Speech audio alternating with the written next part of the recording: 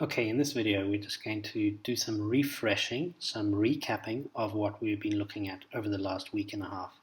And remember, we started at the beginning of the week with this funny meme, and I asked you to look at the connotations of each section of the meme, and that started us off on a sort of journey on how we can look at the connotations of words and phrases in different types of texts. So the first part of this video is going to be looking at a bit of fun, that music video, or the music that we listen to, called to You Everything I Bestow, which is a love song, almost a love song. Obviously there's different parts to this love song, which sort of reminded me of the way Orsino behaves. So a little bit, I'm in love with you, but actually I'm more important.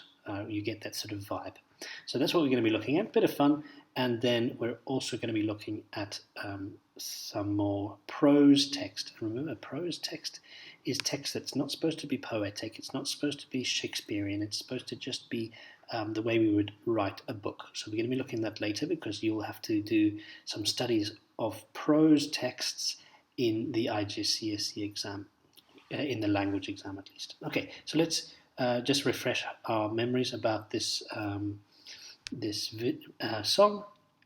To You I Bestow. It's on the left hand side here. I'll give you a link to this actual presentation so you can have a listen to it again if you want. Okay, and I'm going to just be looking at this section here, and dance with the ghosts upon the dawn. So remember, the reason I'm doing this video is just to help you refresh your mind about the different steps that you can take to generate a good answer, because I'm finding that some of you guys can be a little bit lost about what steps to take in order to get to the deeper meanings of things. So what I often suggest is, once you've chosen the line that you want to look at, or the section you want to look at, you look at the individual parts. So the dance, in this case, is one of the verb phrases. And remember, a verb phrase can be a number of words. So dance happily, the word happily modifies the word dance, so that's still part of the verb phrase. Anyway, so dance here is a single word, but it's technically a verb phrase. The ghosts is another noun, is a noun phrase, and then the dawn is a noun phrase. Okay, and if we look at it now, we start to think about the different levels. So if we start at level 0, which is the denotation, that means it's basically the surface meaning of it. I don't have to think any depth to it. I just sit on the surface and I go, okay, what does dance mean? Dance means to move in sync with another person to music. What are ghosts? Well, ghosts are spirits of dead people that have remained on earth instead of going to heaven or hell. And the dawn, that is the time of day when the sun is just rising. Okay, now why am I doing this? And do I need to write this down in an exam? No, you don't. But do I need to write it down on the exam paper? No, you don't. But I suggest that you put it on a scrap piece of paper, because I think some people, they see the word dance and they go, okay, I know exactly what that is. But actually think about it. What is dancing? Because once you've actually really thought about the word, the connotations underneath it, when we go to level 1, 2, and 3, becomes easier.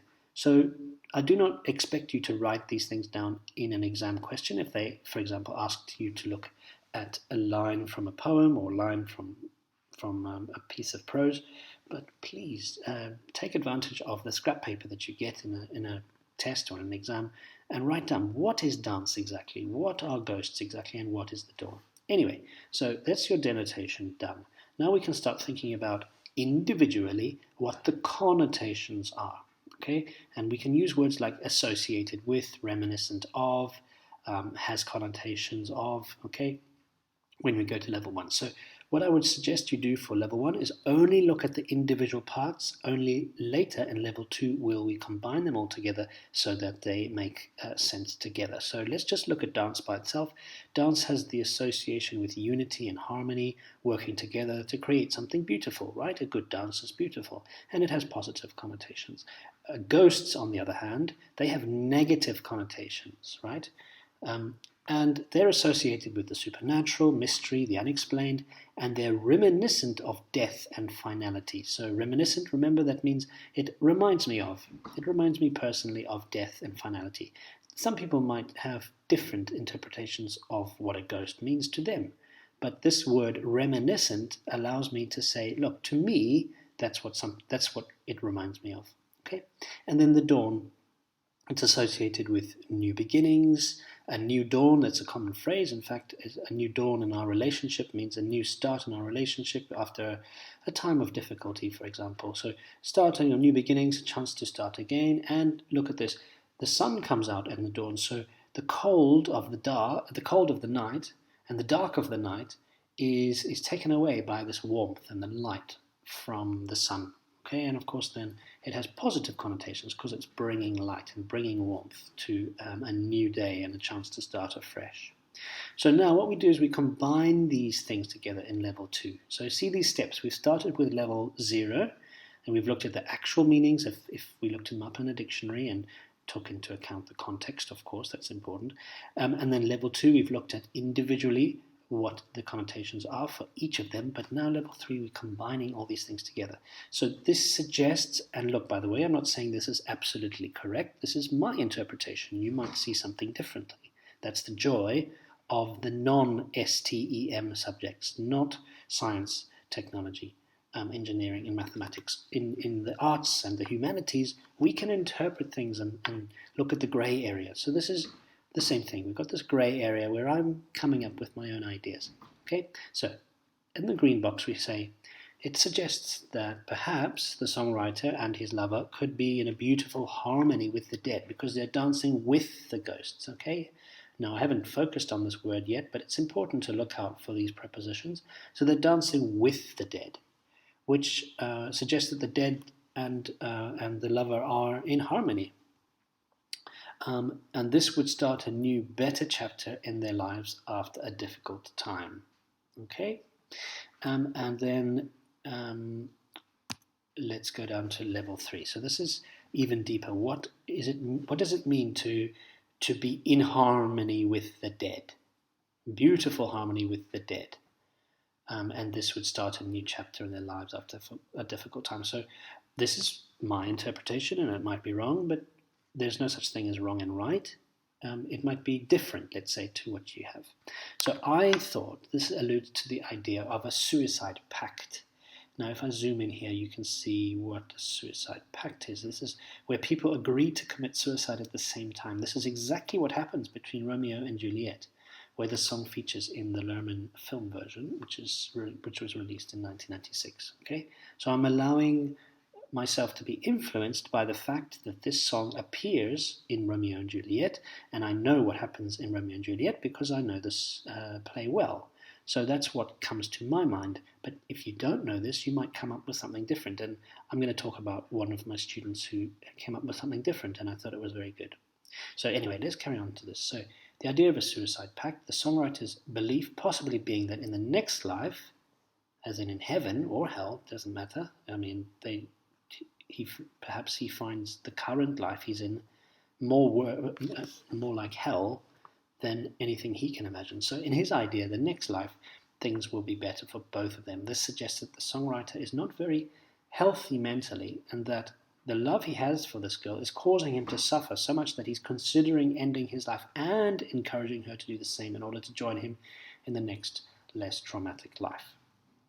Okay, so there's your level 3 now. As I said, this might be different to what you've got. That's the what. Up here, we've got the example. What's the example? There it is. What's the device called? Now, we haven't added this yet. What is the device? Well, I would say, having looked at all this, I would say this is one big metaphor for this idea of suicide. Okay, but that's my interpretation. You might find something different. Okay, so the dancing and the ghosts and the dawn is all a big metaphor. And how does it work? Well, there you've got it. All of that. Remember, I would only start writing for level 2 and 3. When I'm writing, you could include, I guess you could include some of the stuff from level 1 to say, dancing is associated with this, ghosts associated with this, the dawn is associated with this, but then 2 and 3, that's the sort of thing that I would write.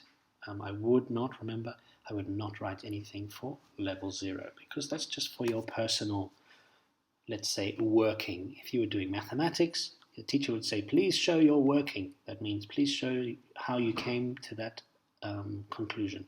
Same thing is going to happen here. I'm going to ask you sometimes to show your working like this when we do exercises similar to this.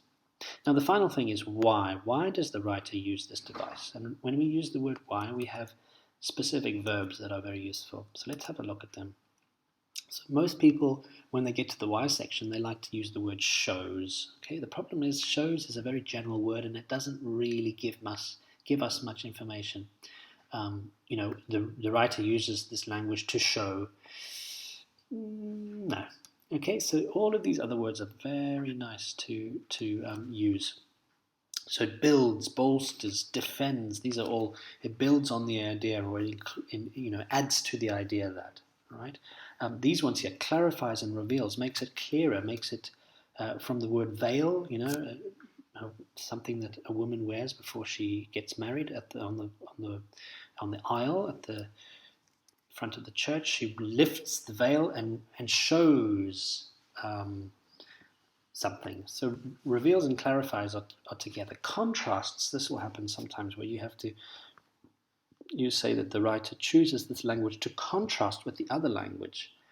Okay, and you could also argue here that there is some contrasting because the word ghosts is associated with bad, death, and yet most of the rest of the song is about how much he loves her.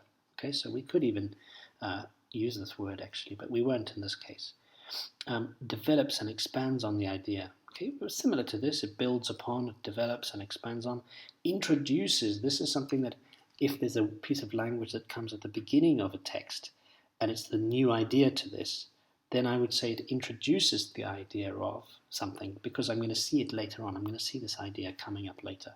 However, if this language has been repeated before, for example, love, love, love all the way through, and then I've chosen a line that also talks about love, then I would use this verb. So the writer uses this language to emphasize or highlight or reinforce or strengthen or underline.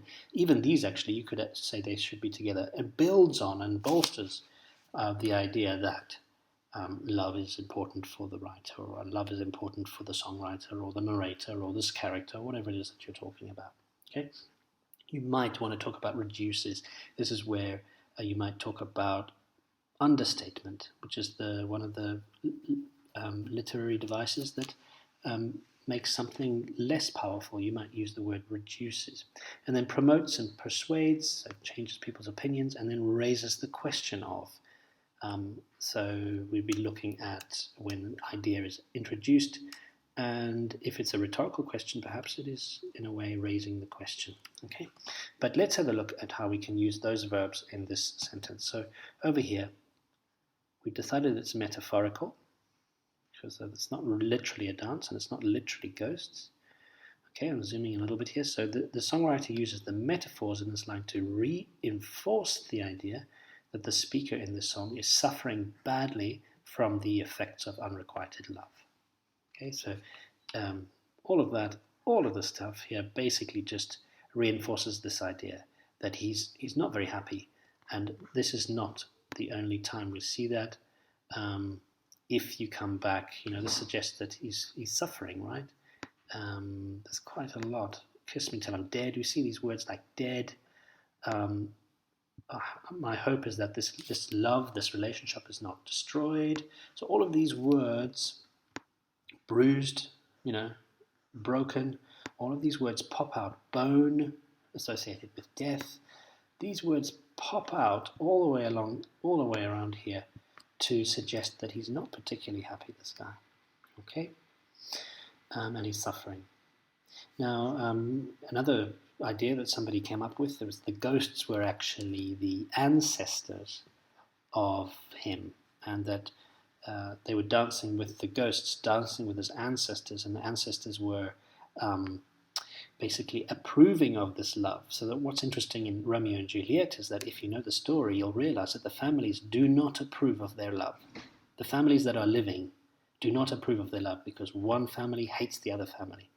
But the idea that one of my students came up with is that the ghosts are actually the ancestors of Romeo and Juliet, and they have gone through the pain and suffering of hating another family for so long that when they finally died and they they went to heaven or wherever they are, they're in some place in another world, they've come together in harmony. They're actually friends, and they approve of this relationship and this dance and this unity between Romeo and Juliet. So that's an interesting idea to look at it, and that's because they're working together with the ancestors. That's going to start a chance to have a new life. So you can really go deeply into this rather cheesy 1990s song. And I'm not saying that the songwriter, who was I think only 21 at the time, was thinking this deeply when he was writing the song, but it's fun, isn't it? It's fun to analyze this to the point that we can go, wow, I've really gone as deeply as I possibly can with all these metaphors and connotations. Now, that's the fun bit. And yes, you will be doing this sort of thing in Shakespeare. You'll be expected to look at these things a lot more deeply. But in the language exam, which is the one where you've got limited time, you won't have the opportunity to go so deeply into these things because, number one, it's not supposed to be read as deeply as a poem or a song or a piece of a sonnet by Shakespeare. But there is still language that is being thought about. The writer has sat there and thought, what's the best word to describe what happened here? And in the language exam, they're going to be asking you to do that very thing. Okay, so let's have a look at this possible example. How does the writer use language in this small extract to convey the experiences of the narrator in this paragraph? Now, by the way, the narrator and the writer is exactly the same person. Okay, and this is about a story where it's called Between a Rock and a Hard Place is the name of the book. It's a fascinating book, and basically explains when a man gets his hand caught between a huge rock, or what we call a boulder, and a cliff face. So he's basically gone climbing, and this rock has fallen on his left hand. Let's have a look here. So the rock smashes my left hand against the south wall of this cliff. My eyes register the collision, and I yank that same left hand away. Yank means pull away very quickly. So I yank my left arm back because the rock has smashed it, but I pull my arm out of the way, and that's my left arm, but I forgot about my right hand, and the boulder basically ricochets. So if you're a French speaker, you should know this. It means to bounce off. So it smacks the left-hand side of the cliff, or the south wall, and then it bounces basically off and goes, what happens? It crushes his right hand in this case. Okay, so he's climbing. He can't really let go because he's climbing a rock face, so I can sort of understand why he didn't let go here, but this suddenly smashes his right hand and ensnares. That means traps. The word a snare, the noun, is a thing that is used to catch, used to be used to catch animals, a piece of metal. When the animal steps on the snare, it snaps very quickly shut and catches the paw or the leg of the animal in it. Unfortunately, it still happens in some places around the world, and it's very, very painful for the animal. Okay, and ensnares is the verb. To ensnare something means to catch that thing in a snare or in a trap. Okay, so this rock has caught his right arm at the wrist, okay, and ensnare suggests it was done on purpose, and his right arm is like an animal. But anyway, I'll get to that. So let's imagine I've decided to focus on 4 words here. The word smashes, the words ricochet, this word collision, and the last one here, crushes. Okay, what do those words, why do they spring to mind, and what sort of connotations do they have? So let's do level 0 first. And level 0 is the one where we just look at the general meanings, the surface meanings of these words. And by the way, here's something called a semantic field. This is a group of words that sort of are in some way connected, and in this case I've decided they're connected to the word destruction. Okay, so it's descriptive language. There's no metaphors here. They literally are these things. This is what's happening, but we have to discuss what's the connotations of them and why are they used. Okay, so first one, smashes. It destroys to the extent that the original form is unrecognizable. Okay, something completely smashed. You can't sort of work out what it originally looked like. A collision is a crashing together of 2 heavy objects. Ricochets. This is the bouncing back. with force, that causes damage, and crushes, so destroys to the extent that the original form is much smaller and flatter. So you might crush some garlic in the kitchen, for example. Okay. Now, remember, we don't have to write this down in a paragraph. It's just going to be on our scrap paper so that we've thought about these main words and important words before we go on to level 1 and 2. Okay, so try to use words like associated with. So these words are associated with complete destruction caused by heavy objects. Okay, and it suggests, okay, so once it's been associated with, it suggests that the writer's hand was completely destroyed. Every bone was broken. The blood was probably pouring out of the explosive wounds due to this horrific injury. Okay, so already I can see that I've done most of the question already. Remember, I'm not doing anything from level 0. So I've mentioned these words in my answer, sorry. So I've chosen the word smashes, collision, ricochets, and crushes, which is of the semantic field of destruction, and all of them are examples of descriptive language. They are associated with the complete destruction caused by heavy objects. And this suggests that the writer's hand was completely destroyed with every bone broken, and the blood was probably pouring out of the explosive wounds. Okay, so we're almost finished. We just need to do the bit which says why. So let's have a look at why the writer did this. Now, remember the word, instead of show, we don't like the word show. We prefer a more specific verb. And so I've decided to use the word clarify. So by using these 4 words, the writer clarifies, makes it clear, in vivid detail, the extremely painful experience that the narrator must have gone through.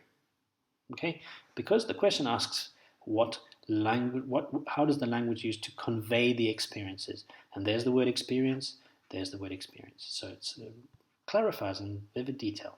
So we don't have to go into this super depth. What does that really mean? No, because, well, it's basically impossible. This is prose, P-R-O-S-E. This is a text that is in a story format. It's not a poem and it's not a song, for example. Okay, maybe we can have a look at another one in another video, but I hope that that's useful for you, and see if you can start looking at the connotations of words and see how deep you can go with them. Okay, thanks very much. I'll see you in the next class.